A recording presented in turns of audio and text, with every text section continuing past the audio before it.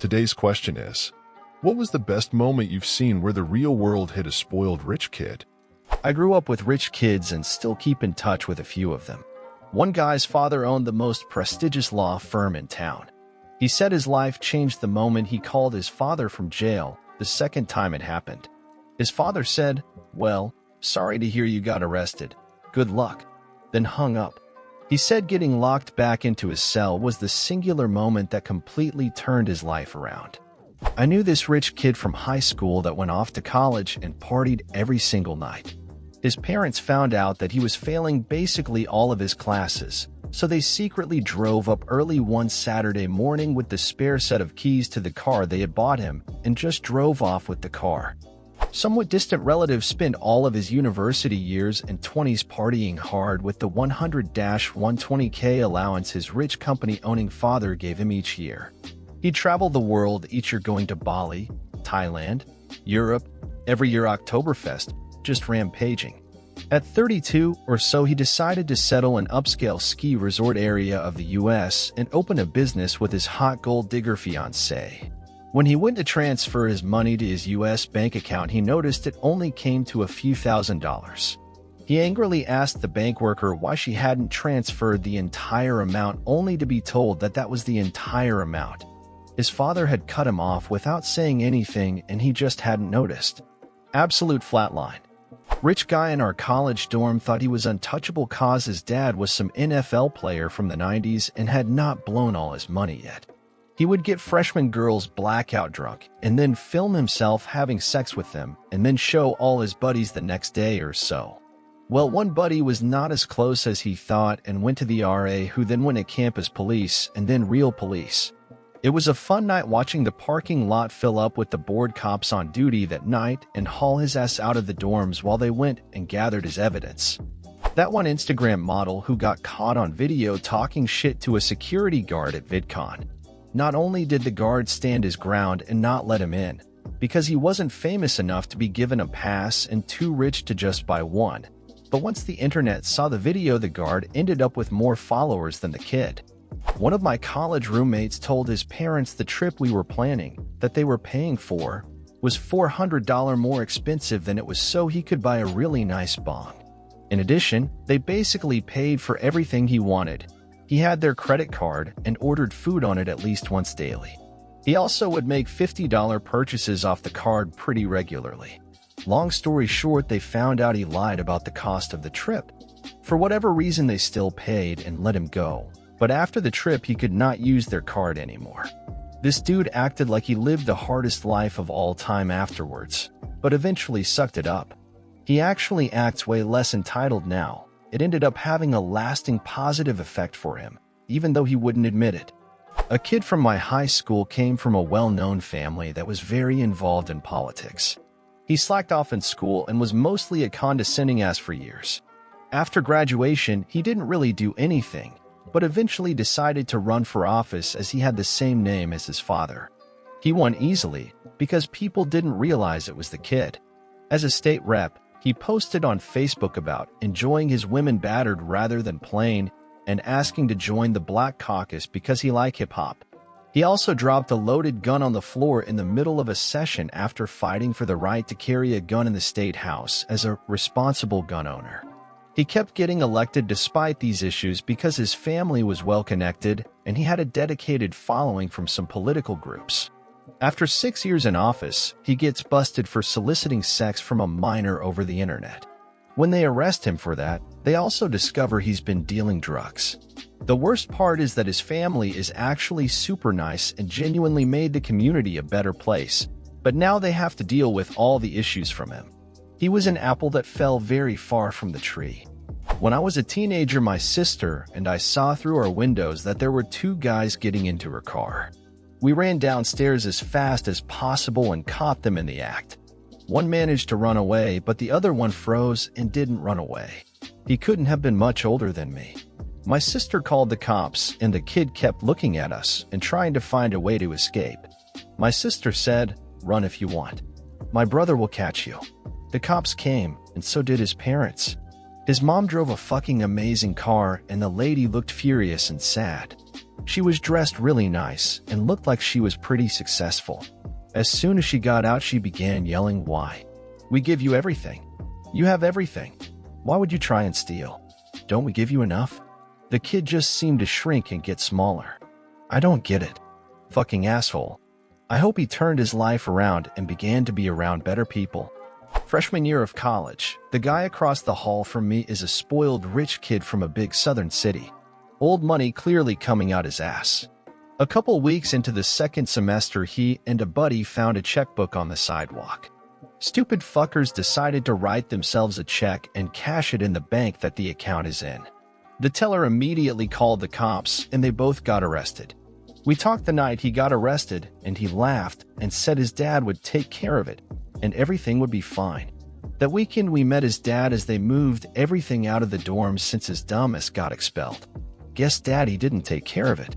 I have a story that's a bit different than what I've read here so far. It's about a spoiled, self-proclaimed rich kid I knew from the dorms my freshman year who went to college and was hit with the realization that while his family may have been seen as wealthy in his poor hometown, he was barely even considered above middle class compared to the people here. Note that I went to a public school on scholarship, so we're not talking about some $70K/year private school here. This guy was just the perfect mix of clueless/delusional and being cocky. This happened a while ago, so I'm a bit fuzzy on the details. I also never had more than a few conversations with the guy and never saw him outside freshman year. But anyways, to make a long story short, rich kid comes from a pretty small town a few hours away from campus that is pretty much known as a pretty poor, mostly industrial and agricultural town. His family, I assume, was considered wealthy by town standards but was probably just marginally upper middle class at best in the real world.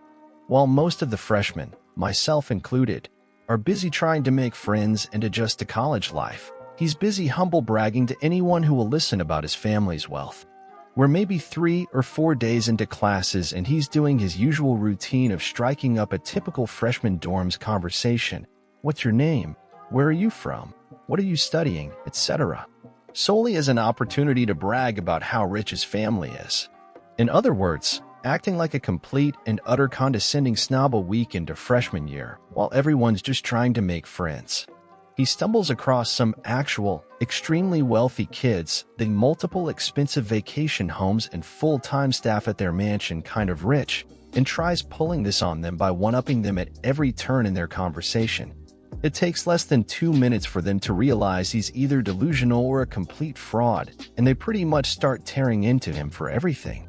For bragging about being rich when he came from one of the poorest towns in the state, for acting like some privileged snob and looking down on other people when he's an in-state student attending a public school of all places.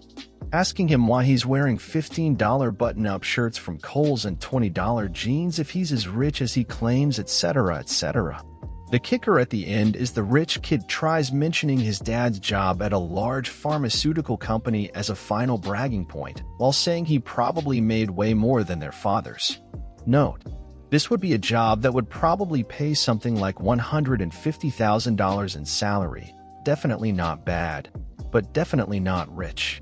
One of the other guys nearly collapses a lung laughing at him because his own dad recently stepped down/retired as one of the senior VPs of the same company. Estimates of his yearly compensation without considering whatever bonuses or packages he got when he stepped down were $5 million a year. In short, the rich kid finds out about the meaning of the big fish in a small pond analogy the hard way and is pretty much the butt of "my parents are so rich" jokes the rest of the year. He manages to pretty much alienate an entire floor of freshmen less than a week into college and is publicly humiliated by actual rich kids who ended up being complete assholes. By the way, they're not exactly the heroes of this story. All because he decided to go into college bragging about the same shit he probably got away with in his small town in high school. Not spoiled by any means, but a best friend of mine, extremely down to earth, a family of millionaires. Suddenly had all his dad's years of hard work and struggles taken away the day his grandfather was on his deathbed and named all his father's companies to his uncles. I've seen firsthand at how much his father worked throughout our time in middle school together, through high school and so on. Every time I used to visit his place, his father had top executives at his house discussing business stuff, advising, etc. He catapulted everything from one company, AMD, turned it into a conglomerate of sorts. My friend's uncles, though, who merely ran comparatively smaller businesses that my friend's father had helped them set up throughout the years, were doing decent work with it, but couldn't compare themselves to what his father had actually built up over the years. Anyway, everything took a turn for the worse when his grandfather signed the will and gave everything away, and by everything, I mean the companies his father built up through decades and even all his properties, the lavish houses worth acres, all given away within mere hours. My friend's whole family, which included 5 other siblings, were to vacate their properties with immediate effect and were told to go back to the village they all originated from. They spent years living there, under some of the worst circumstances imaginable. His father tried his best to start off things from scratch, but it all didn't go too well as they thought. His father went into depression and was given bed rest for a while. They visited our city once after years. We hadn't been in touch because they couldn't afford cell phones back in those times. He called me up from a payphone the day he landed, and I left work midday just to spend some time with him.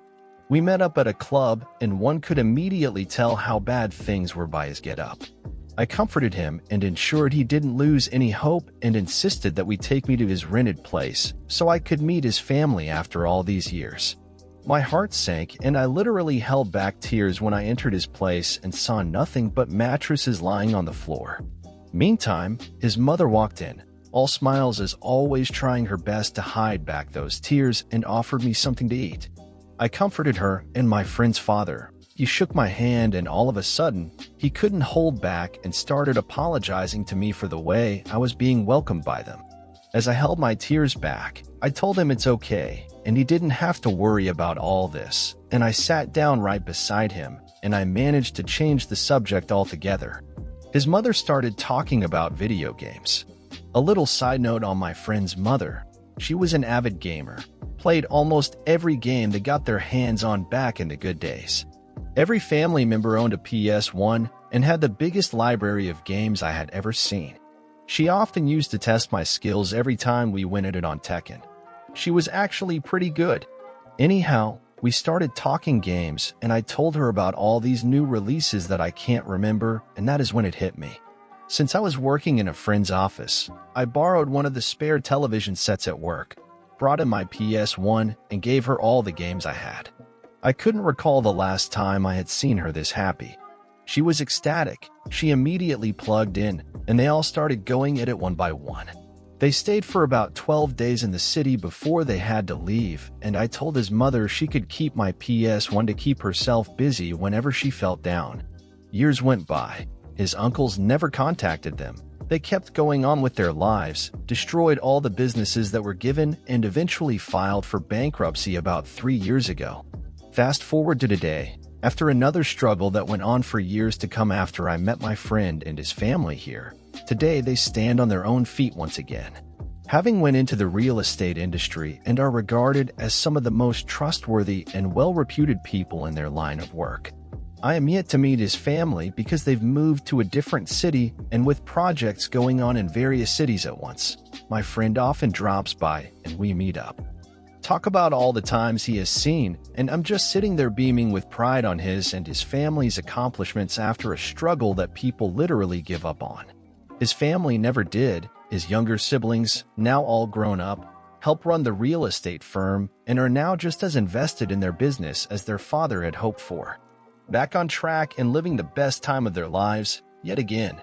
My friend's getting married in a couple of months too, and I'm excited as hell to meet everyone all over again in these times and cherish every moment. Specifically, I'm really looking forward to talking games with his mother, who he still says is playing on the daily. And this is the end of today's video.